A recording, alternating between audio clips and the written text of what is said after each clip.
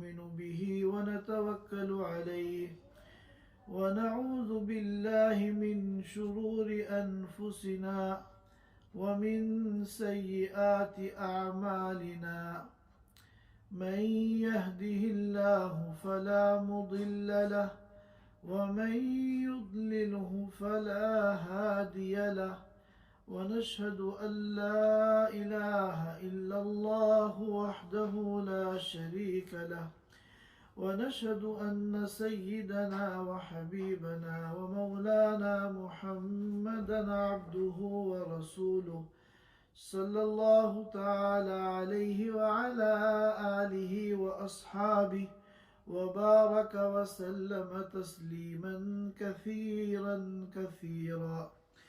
أما بعد فأعوذ بالله من الشيطان الرجيم.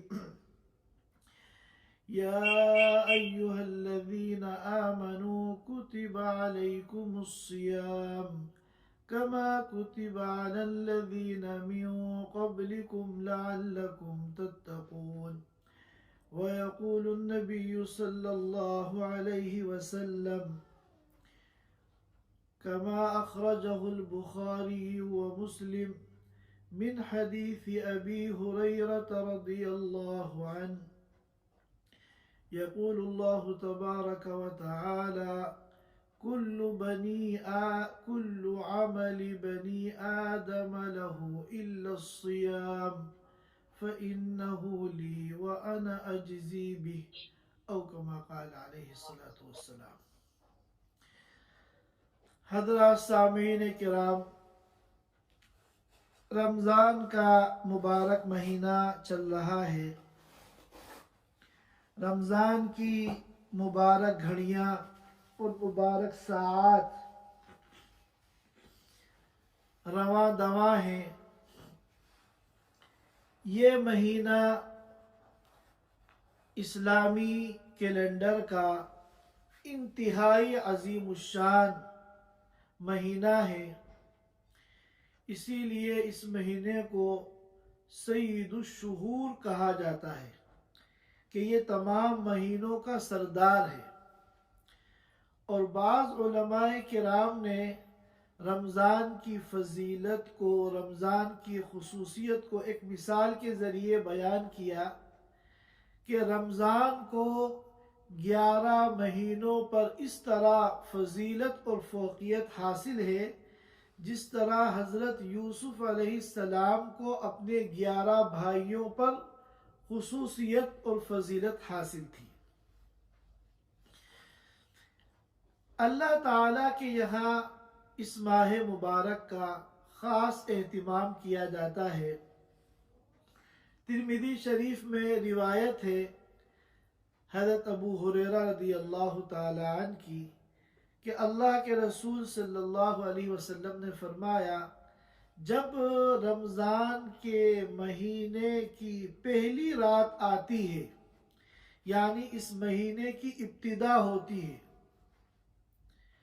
تو زمین و آسمان پہ غیر معمولی انتظامات کیے جاتے ہیں، غیر معمولی تبدیلیاں کی جاتی ہیں۔ آسمان میں تو یہ تبدیلی ہوتی ہے اس ماہ مبارک کے استقبال کے لیے کہ جنت کے سارے دروازے کھول دیے جاتے ہیں، ایک دروازہ بھی جنت کے دروازوں میں سے ایسا باقی نہیں رہتا جو بند ہو، سارے جنت کے دروازوں کو کھول دیا جاتا ہے، اوپن کر دیا جاتا ہے،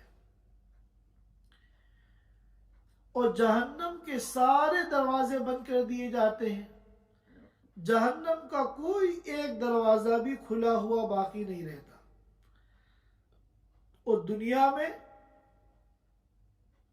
یہ جو ماہ مبارک ہے، یہ خوشیوں کا مہینہ ہے، نیکیوں کا مہینہ ہے، سعادتوں کا مہینہ ہے، خیرات کا اور برکات کا مہینہ ہے، تو ان خوشیوں میں بھن ڈالنے والا وہ شیطان ہے۔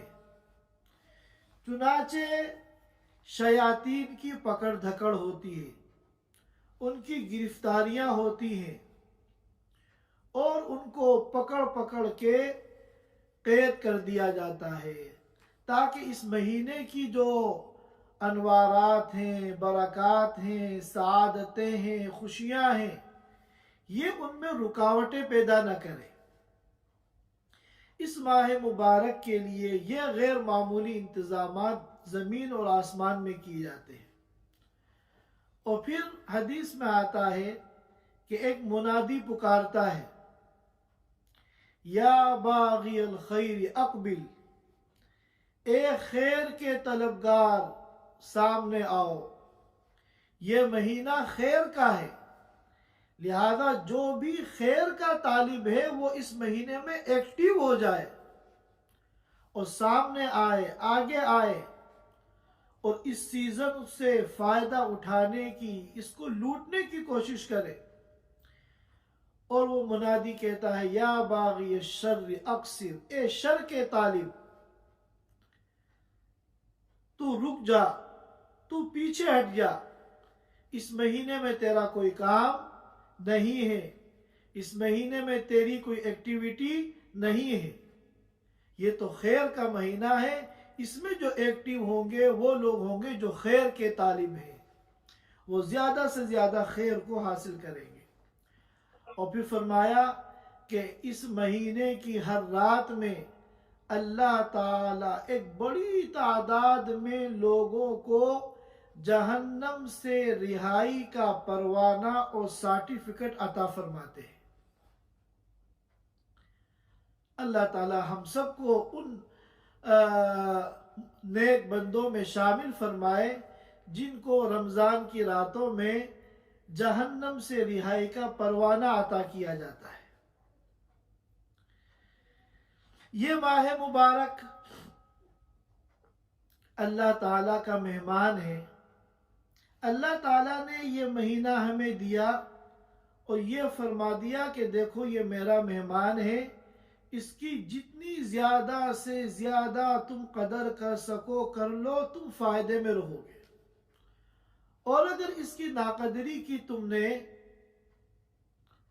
تو تمہارا بہت بڑا نقصان ہے۔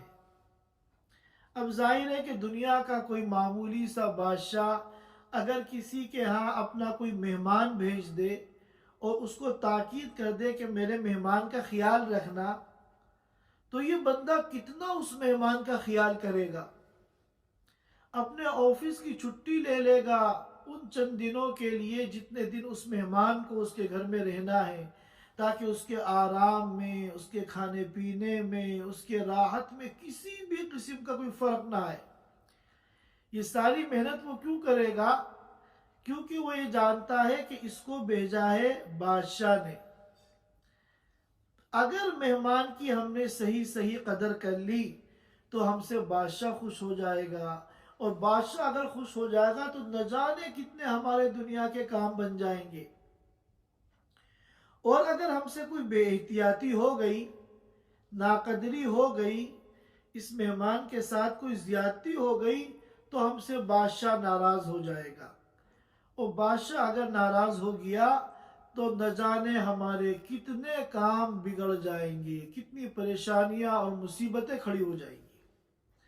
تو اب غور کیجئے، دنیا کا ایک معمولی سا بادشاہ جس کی قدرت محدود، جس کے اختیارات محدود، اس کے بھیجنے پر جب آپ اتنا اہتمام کرتے ہیں، تو اگر بھیجنے والی ذات ایسی ہو جو بادشاہوں کا بھی بادشاہ ہے، جو ملک الملوک ہے، جو احکم الحاکمین ہے، جو رب ذوالجلال ہے، جس کی مرضی کے بغیر کائنات کا کوئی پتہ حرکت نہیں کر سکتا، وہ ذات عالی اگر اپنا کوئی مہمان بھیجے اور ہمیں اس کی قدردانی کا حکم دے، تو ہمیں کتنا زیادہ اس مہمان کا اہتمام کرنا چاہیے۔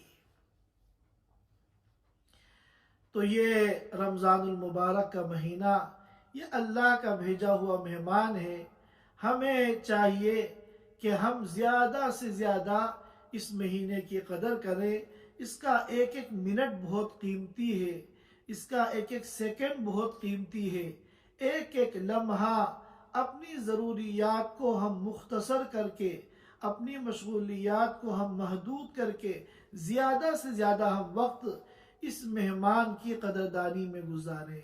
اور مہمان کی قدردانی کیا ہے؟ ہم زیادہ سے زیادہ اللہ کی عبادت کریں۔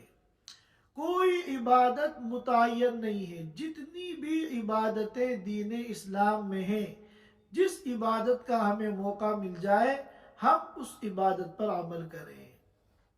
نمازیں ہم پڑھیں زیادہ سے زیادہ، ذکر کریں، فرائض تو پڑھتے ہیں، نوافل کا اہتمام کریں، ذکر کا اہتمام کریں، تلاوت کا اہتمام کریں، دعاؤں کا اہتمام کریں۔ اور یہ تو وہ تمام عبادات ہیں جو حقوق اللہ کی لائن کی ہیں۔ حقوق العباد کی لائن کی جو عبادتیں ہیں، ہم صلہ رحمی کریں، ہم غریبوں کی مدد کریں، ہم اللہ کے راستے میں خرچ کریں، ہم لوگوں کے ساتھ حسن سلوک کریں، ہم لوگوں کے ساتھ اعلیٰ اخلاق کا مظاہرہ کریں، جن لوگوں نے ہمیں ستایا ہے ہم ان کو معاف کر دیں، ایک اچھا انسان بن کر اس مہینے میں ہم سامنے آئیں۔ تو یہ اس مہینے کی قدردانی ہے۔ ہمارے دین اسلام کے اندر جتنی بھی عبادتیں ہیں، سب کے پیچھے اللہ کی کوئی حکمت ہے اور کوئی مقصد ہے۔ اللہ کا کوئی بھی حکم حکمت سے خالی نہیں ہے، اللہ کا کوئی بھی حکم بے مقصد نہیں ہے۔ تو یہ جو ہم احکام کو جانتے ہیں یہ تو کہلاتی ہے فقہ، اور ان احکام کے پیچھے جو اللہ کے مقاصد ہیں اس کو کہتے ہیں فقہ الفقہ، اس کو الفقہ الخفی بھی کہتے ہیں، اس کو مقاصد الشریعہ بھی کہتے ہیں۔ تو بہت سی عبادتوں کے مقاصد تو اللہ اور اس کے رسول نے خود بیان کر دیے، اور بہت سے عبادتوں کے مقصد اور ان کی حکمت یہ علماء کرام نے بیان کی ہے۔ چنانچہ روزے کا کیا مقصد ہے یہ تو اللہ نے خود بیان کر دیا کہ روزے کا مقصد ہے لعلکم تتقون، تاکہ تمہاری زندگی میں تقوی پیدا ہو۔ 11 مہینے تم دنیا کے کاموں میں، دنیا کے کاروبار میں لگے رہے، جس کی وجہ سے تمہارے تقوی کے اوپر غبار آ گیا، تمہارے تقوی کے اندر کمزوری آ گئی۔ تو یہ ماہ مبارک اللہ نے دیا اور اس میں 30 روزوں کا حکم دیا تاکہ ان روزوں کے ذریعے تمہارا جو تقوی کمزور ہو گیا ہے وہ پھر پاورفل ہو جائے، اور اس کے اوپر دھول جو آ گئی ہے وہ صاف ہو کے کلین ہو جائے۔ اور دوسرا عمل جو اس ماہ مبارک میں خصوصیت کے ساتھ دیا گیا ہے وہ تراویح ہے۔ دن کا جو عمل ہے سب سے بڑا وہ روزہ ہے، اور رات کا عمل جو اس مہینے کی خصوصیت ہے وہ تراویح ہے۔ تراویح کا کیا مقصد ہے؟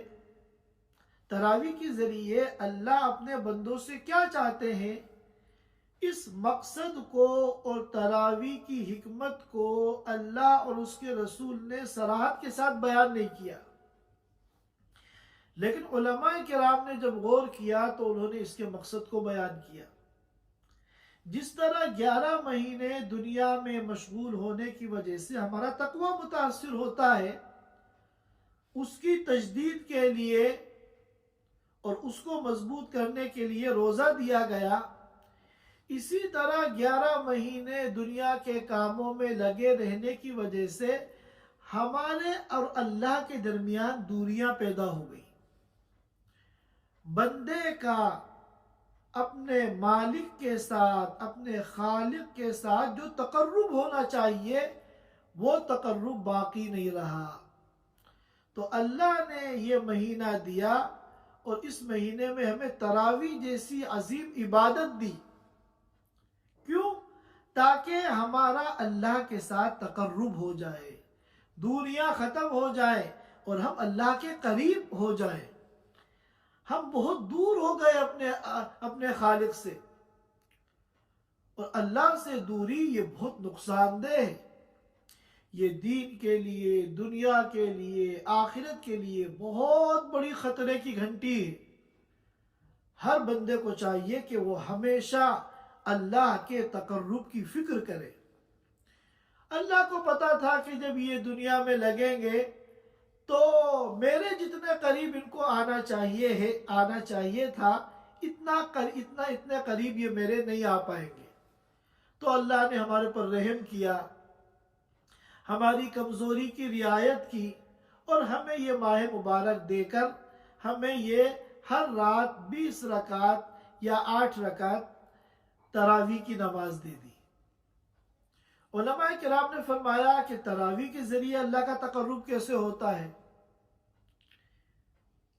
تراویح کے ذریعے تقرب خداوندی اس طرح حاصل ہوتا ہے کہ تراویح اگر آپ 20 رکعت پڑھتے ہیں، مثلا بعض حضرات 8 رکعت پڑھتے ہیں، یہ کوئی مسئلہ نہیں ہے۔ جو 8 کے قائل ہیں وہ 8 پڑھتے ہیں، جو 20 کے قائل ہیں وہ 20 پڑھتے ہیں۔ اگر کوئی 20 رکعت تراویح پڑھتا ہے تو 20 رکعت میں ہر رکعت کے اندر 2 سجدے ہوتے ہیں، تو گویا کہ کل 40 سجدے روزانہ تراویح میں ہمیں ملتے ہیں۔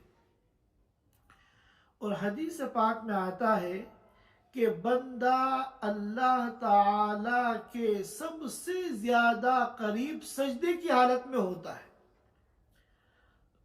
تو معلوم ہوا کہ سجدہ جو ہے یہ مقام تقرب ہے، اللہ کا تقرب حاصل کرنے کی جگہ ہے۔ تو جب اللہ نے ہمیں تراویح دی تو گویا کہ روزانہ 40 مقامات تقرب ہمیں عطا فرمائے۔ لہذا ہم اس مقصد کو ذہن میں رکھ کر تراویح پڑھیں، رسماً تراویح نہ پڑھیں۔ ہر وہ کام جو مقصد کو سامنے رکھ کے کیا جاتا ہے اس کے اندر جان ہوتی ہے، اور ہر وہ کام جو رسماً کیا جاتا ہے، مقصد سامنے رکھ کے نہیں کیا جاتا، وہ کام بے جان ہوتا ہے۔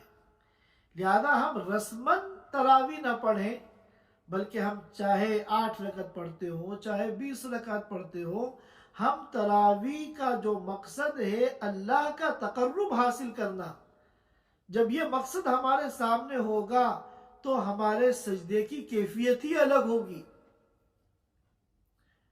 ہمارے سجدے کا خشوع ہی الگ ہوگا، اور ہمارا وہ سجدہ اللہ کے تقرب کا ذریعہ بنے گا۔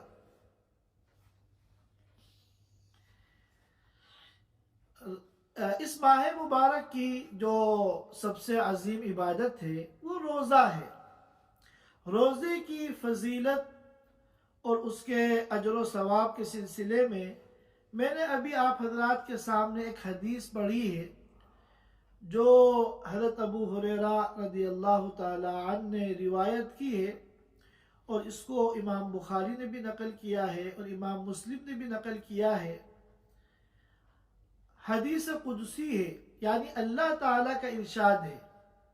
اللہ کے رسول صلی اللہ علیہ وسلم نے فرمایا کہ اللہ تعالیٰ فرماتے ہیں کہ بنو آدم کا ہر عمل اس کے لیے ہے، انسانوں کا ہر نیک عمل انسانوں کے لیے ہے، سوائے روزے کے کہ روزہ جو ہے وہ میرے لیے ہے، روزہ تو میرا ہے۔ اور پھر فرمایا وَأَنَا أَجْزِي بِهِ، روزے کا بدلہ میں خود دوں گا۔ تو معلوم ہوا اس حدیث قدسی کے اندر روزے کی 2 فضیلت بیان کی گئی۔ پہلی فضیلت تو یہ بیان کی گئی کہ اللہ تعالیٰ نے اپنی تمام عبادتوں کے درمیان روزے کو یہ خصوصیت عطا فرمائی کہ اس کی نسبت اپنی طرف کی کہ روزہ تو میرا ہے۔ اب یہاں ایک سوال پیدا ہو گیا، تو کیا نماز اللہ کے لیے نہیں ہے؟ کیا زکوٰۃ اللہ کے لیے نہیں ہے؟ کیا حج اللہ کے لیے نہیں ہے؟ جو دیگر عبادتیں ہیں کیا وہ اللہ کے لیے نہیں ہیں؟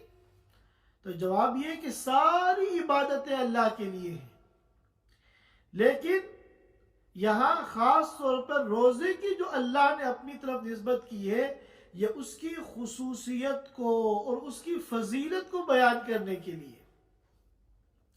یہ ایسے ہی ہے کہ ایک شخص ہے، اس کے 10 بچے ہیں، مگر ایک بیٹا اس کا بڑا ہونہار ہے، بڑا قابل ہے، بڑا نیک ہے، بڑا صلاحیت مند ہے، اپنے باپ کا فرما بردار ہے۔ تو اپنے سارے بیٹوں کے درمیان وہ اپنے اس بیٹے کو اپنے سینے سے لگاتا ہے اور یہ کہتا ہے کہ میرا بیٹا تو یہ ہے۔ اس کا مطلب یہ نہیں ہے کہ دوسرے اس کے بیٹے نہیں ہیں، مطلب یہ ہے کہ یہ بیٹا میرا اسپیشل ہے، اس کی خصوصیت ہے، اس کی فضیلت ہے۔ اب اسی طرح دنیا کے اندر جتنے بھی گھر ہیں سب اللہ کے گھر ہیں، لیکن کعبے کو بیت اللہ کیوں کہتے ہیں؟ حالانکہ گھر تو سارے اللہ کے ہیں۔ یہ بتانے کے لیے کہ بے شک دنیا میں جتنے گھر ہیں وہ سب اللہ کے ہیں، لیکن یہ جو گھر ہے یہ اسپیشل ہے، اس کی خصوصیت ہے، اس کی فضیلت ہے، اس لیے اس کو بیت اللہ کہتے ہیں۔ ہمارا گھر بھی اللہ کا ہے، لیکن ہم اپنے گھر کو بیت اللہ نہیں کہتے۔ اور دوسری فضیلت وَأَنَا أَجْزِي بِهِ، کہ روزے کا بدلہ میں خود دوں گا۔ یہ دوسری فضیلت ہے روزے کی۔ یہاں بھی سوال پیدا ہو گیا، کیا دیگر عبادتوں کا بدلہ اللہ نہیں دیتے؟ کیا دیگر عبادتوں کا جو بدلہ بندوں کو ملے گا کیا وہ اللہ کی طرف سے نہیں ہوگا؟ تو جواب یہ ہے کہ ساری عبادتوں کا بدلہ اللہ کی طرف سے ہے، اور ساری عبادتوں کا بدلہ اللہ ہی دیں گے، لیکن بدلہ دینے کے طریقے مختلف ہیں۔ ایک تو عمومی نظام ہے نیکیوں کا اجر دینے کا۔ ساری عبادتوں کا جو اجر ملے گا، ثواب ملے گا، اس عمومی نظام اور اس جنرل سسٹم کے ذریعے ملے گا، لیکن روزے کا بدلہ جب ملے گا تو اس عام طریقے سے نہیں ملے گا، خود اللہ تعالی روزے کا بدلہ عطا فرمائیں گے۔ جیسے حکومت اعلان کرتی ہے کہ جو بچے امتحان میں اعلیٰ نمبرات لائیں گے ان کو انعام دیا جائے گا، تو ایک طریقہ تو یہ ہے کہ انعام دیا جائے کسی بچے کو جو اعلیٰ نمبرات امتحان میں لایا ہے، عام طریقے سے کہ اسکول کے اندر جو ہے وہ انعام آ جائے اور وہاں کے جو پرنسپل ہیں ایک چھوٹی سی تقریب منعقد کر کے اس میں وہ بچے کو وہ انعام دے دے۔ ہر اسکول کا پرنسپل یا نائب پرنسپل وہ اپنے ہاتھ سے اسکول کی 4 دیواری میں اس بچے کو انعام دے دے، تو یہ تو ایک عام طریقہ ہے انعام کو دینے کا۔ اور ایک طریقہ یہ ہے کہ بادشاہ خود اپنے پاس بلائے، وزیر اعظم ہاؤس میں بلائے اور وہاں بلا کر اپنے ہاتھ سے کسی بچے کو انعام دے، تو ان دونوں میں زمین آسمان کا فرق ہے۔ تو ساری عبادتوں کا بدلہ اللہ ہی دیں گے، لیکن تمام عبادتوں کا جو اجر ملے گا وہ عمومی نظام کے تحت ملے گا، لیکن روزے کا جب اجر ملے گا تو اللہ تعالیٰ خود عطا فرمائیں گے۔ اب سوال یہ پیدا ہوتا ہے کہ آخر روزے میں ایسی کیا خاص بات ہے کہ روزے کی عبادت کو اللہ اپنی طرف نسبت کر رہے ہیں کہ روزہ تو میرے لیے ہے، الصوم لی، اور روزے کا اجر بھی جب دیا جا رہا ہے تو عام طریقے سے نہیں، اللہ خود دے رہے ہیں۔ تو اس سلسلے میں علماء کرام نے اپنے اپنے ذوق کے مطابق، اپنی اپنی سوچ کے مطابق مختلف وجوہات بیان کی۔ حافظ ابن حجر عسقلانی رحمۃ اللہ علیہ نے تقریباً 10 وجوہات بیان کی کہ روزے کو اتنی زیادہ فضیلت کیوں دی جا رہی ہے، حالانکہ اعظم و ارکان اسلام تو نماز ہے، اور ذروۃ سنام الاسلام تو جہاد ہے، تو آخر روزے کو اتنی فضیلت کیوں دی گئی؟ تو اس کے جو وجوہات بیان کی ہیں علماء کرام نے، ان میں صرف 2 وجہ یہاں بیان کرتا ہوں۔ ایک وجہ تو یہ ہے کہ ہر عبادت کا اجر اللہ کے یہاں متعین ہے، چاہے وہ کوئی بھی عبادت ہو، اور پھر اس عبادت کی کوالٹی کے اعتبار سے اللہ تعالیٰ اس اجر کے 10 گنا سے لے کر 700 گنا تک اللہ اس کو دیتے ہیں۔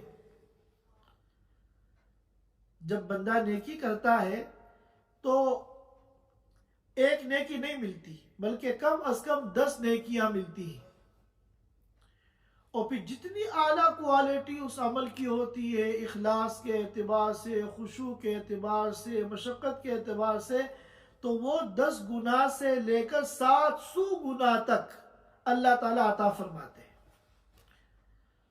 تو یہ بہرحال ایک محدود ہے، اس کی ایک لمٹ ہے، لیکن صبر ایسی عبادت ہے جو ان لمٹ ہے، جس کی کوئی حد متعین نہیں ہے۔ اللہ تعالیٰ قرآن پاک میں فرماتے ہیں انما یوفی الصابرون اجرہم بغیر حساب، کہ صبر کرنے والوں کو اللہ تعالیٰ جو اجر دیں گے وہ بے حساب دیں گے، لا محدود دیں گے، ان لمٹ دیں گے۔ اور ایک حدیث پاک میں آتا ہے کہ اللہ تعالیٰ اپنے بندوں کو جن نیک کاموں کی توفیق دیتے ہیں، ان میں سب سے عظیم جو نیک عمل ہے وہ صبر ہے۔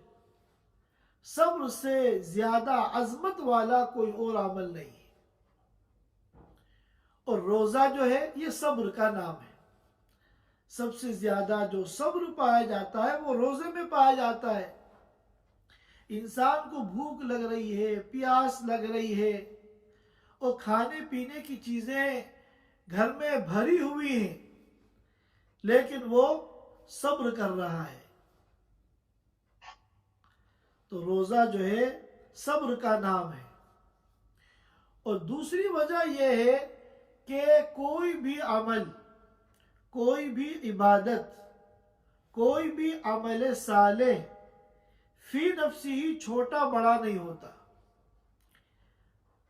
ہر عمل کو بڑا بنانے والی جو چیز ہے وہ اخلاص ہے، وہ بندے کی نیت ہے، وہ بندے کے جذبات ہیں، جن جذبات سے وہ اس عمل کو کر رہا ہے۔ چنانچہ ایک آدمی سینکڑوں قرآن پڑھتا ہے، ہزاروں رکعتیں نفل نمازیں پڑھتا ہے، 10 20 حج اور عمرے کرتا ہے، لیکن اگر اخلاص نہیں ہے، لاکھوں کروڑوں روپے وہ اللہ کے راستے میں خرچ کرتا ہے مگر اخلاص نہیں ہے، تو ان تمام اعمال کی جو دیکھنے میں پہاڑ کے برابر نظر آتے ہیں، اللہ کے یہاں ایک ڈھیلے کے بقدر بھی قیمت نہیں ہے۔ اس عمل کی کوئی حیثیت نہیں ہے۔ ترازو میں قیامت کے دن جب اس عمل کو رکھا جائے گا، اس کا کوئی وزن نہیں ہوگا۔ اور ایک مرتبہ کسی نے کہہ دیا لا الہ الا اللہ اخلاص کے ساتھ، تو حدیث پاک میں آتا ہے کہ اگر لا الہ الا اللہ کو ترازو کے ایک پلڑے میں رکھ دیا جائے اور ساتوں آسمان اور زمینوں کو ترازو کے دوسرے پلڑے میں رکھ دیا جائے تو یہ جو لا الہ الا اللہ والا پلڑا ہے یہ جھک جائے گا، بھاری پڑ جائے گا۔ تو بظاہر لا الہ الا اللہ کہنے میں 3 سیکنڈ لگتے ہیں، لیکن اخلاص کے ساتھ اگر کسی نے لا الہ الا اللہ کہا ہے تو اس کا وزن اتنا زیادہ ہو گیا، اتنا زیادہ ہو گیا کہ ساتوں آسمان اور زمین سے زیادہ اس کا وزن ہو گیا۔ جب اس کو قیامت کے دن میزان عمل میں رکھا جائے گا تو اس کا وزن جو ہے بھاری پڑ جائے گا۔ تو یہ 2 خاص طور پر ایسی وجوہات ہیں کہ جس سے روزے کی فضیلت بڑھ جاتی ہے۔ اچھا، روزے میں اخلاص سب سے زیادہ ہوتا ہے، کیونکہ روزہ کسی کام کے کرنے کا نام نہیں ہے، روزہ تو چند کاموں سے بچنے کا نام ہے۔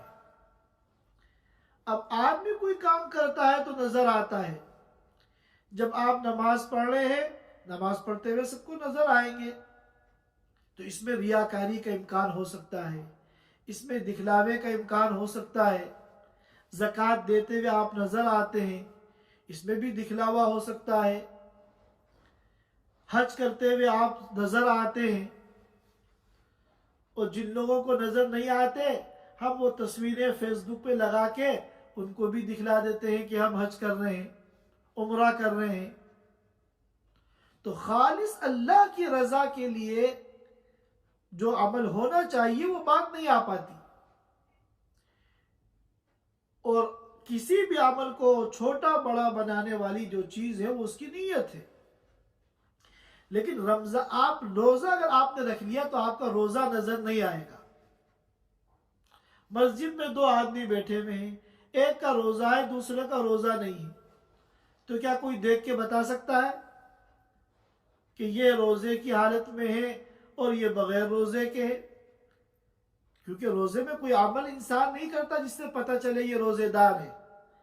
تو جب اس میں دوسروں کو دکھلانے کا احتمال کم ہے، اس لیے اس میں اخلاص کا احتمال سب سے زیادہ ہے، اور جس عمل میں جتنا زیادہ اخلاص ہوتا ہے وہ عمل اللہ کی نگاہ میں اتنا ہی زیادہ بڑا ہوتا ہے۔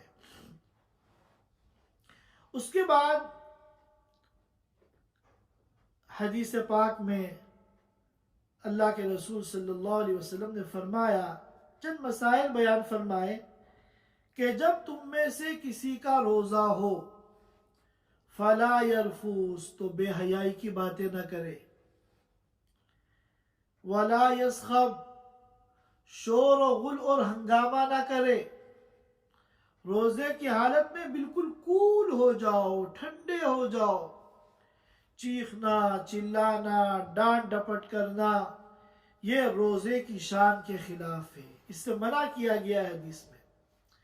بہت سے لوگ ایسے ہوتے ہیں کہ افطار کے قریب جب وہ گھر میں آتے ہیں اور افطار کی تیاریوں کو وہ دیکھتے ہیں تو چھوٹی چھوٹی باتوں پہ چیختے ہیں، چلاتے ہیں، گھر والوں کو ڈانٹتے ہیں، بچوں کو ڈانٹتے ہیں، تو اس سے منع کیا گیا ہے۔ اس وقت آپ بالکل کول ہو جائیے، ٹھنڈے ہو جائیے۔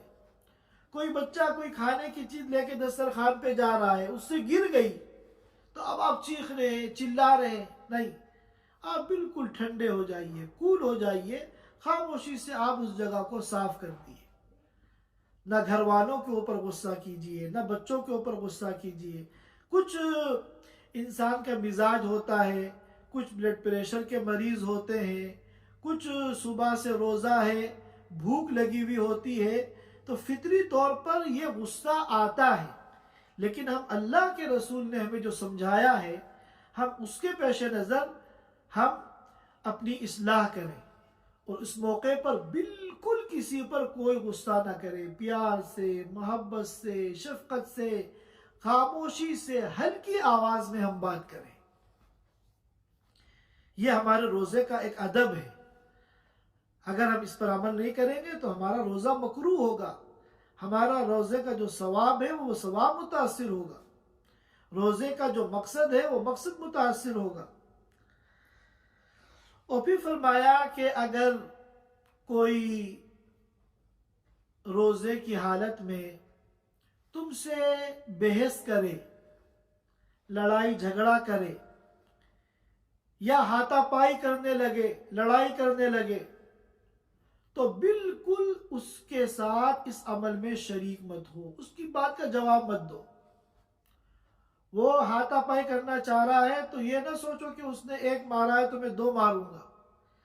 فَلْيَقُلْ إِنِّي صَائِمٌ، اس سے یہ کہہ دو کہ میں روزے دار ہوں۔ اور یہ ساری باتیں، لڑنا، جھگڑنا، بحث کرنا، ہاتھا پائی کرنا، یہ روزے کے شایع نشان نہیں ہے۔ اب ہم ٹریفک میں جا رہے ہیں، بعض لوگ غلط طریقے سے گاڑی چلاتے ہیں، غصہ آ گیا، چیخ رہے ہیں، چلا رہے ہیں، یہ سب کچھ نہ کریں۔ کوئی اس قسم کی بات کرنا یہ روزے کے شایع نشان نہیں ہے۔ اور پھر فرمایا اللہ کے رسول صلی اللہ علیہ وسلم نے، قسم ہے اس ذات عالی کی جس کے قبضے میں محمد کی جان ہے، یعنی اللہ کی قسم، روزے دار کے منہ کی بو اللہ کے نزدیک مشک کی خوشبو سے زیادہ عمدہ ہے۔ بعض لوگ اس حدیث کو صحیح نہیں سمجھتے۔ دیکھیے یہ بات تو آپ جانتے ہیں کہ روزے کی حالت میں کوئی منجن کرنا یا ٹوتھ پیسٹ استعمال کرنا یہ مکروہ ہے۔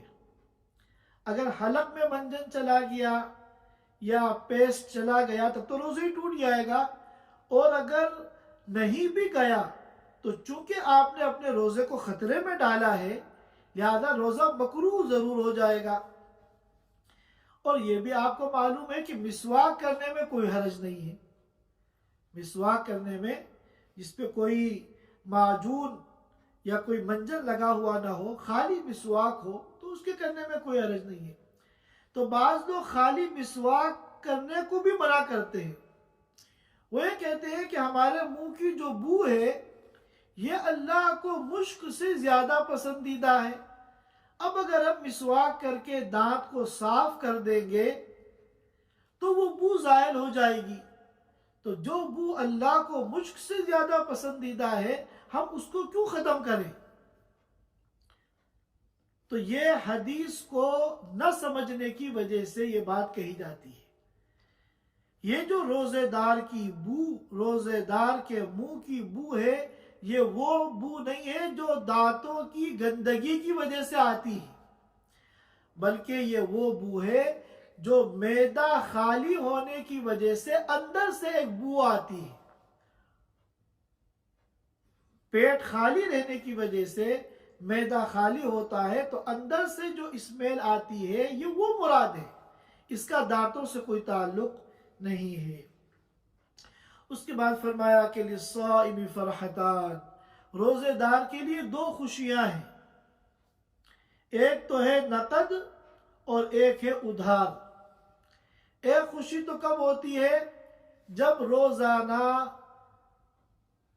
مغرب کے وقت وہ روزہ کھولتا ہے تو پورے دن کا جو اس نے صبر کیا ہے، پیاس کو برداشت کیا، بھوک کو برداشت کیا، اب جب دسترخوان پہ اللہ کی نعمتیں ہوتی ہیں تو فطری طور پر اس کو لذت اور فرحت اور خوشی محسوس ہوتی ہے۔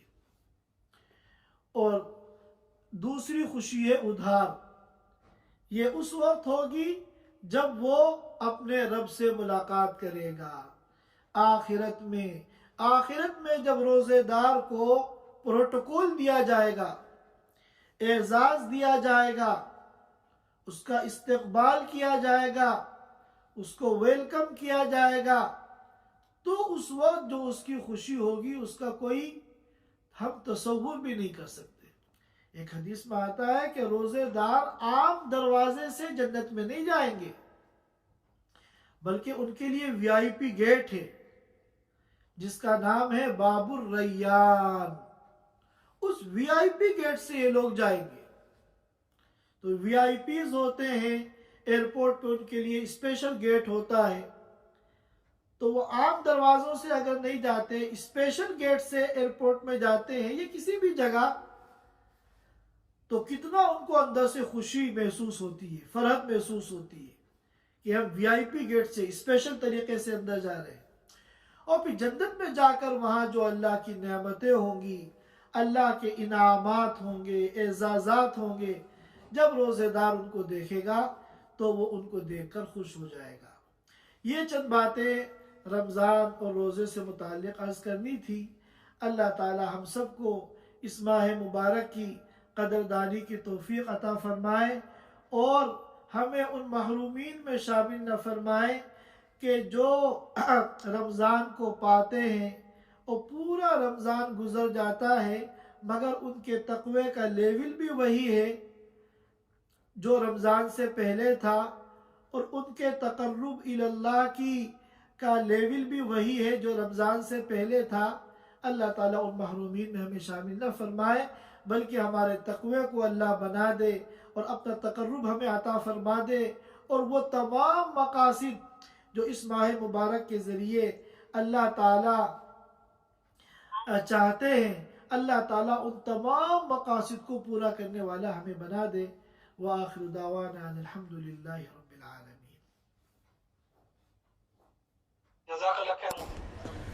Thanks for watching. Don't forget to like, comment, share and subscribe to Al Wahid channel.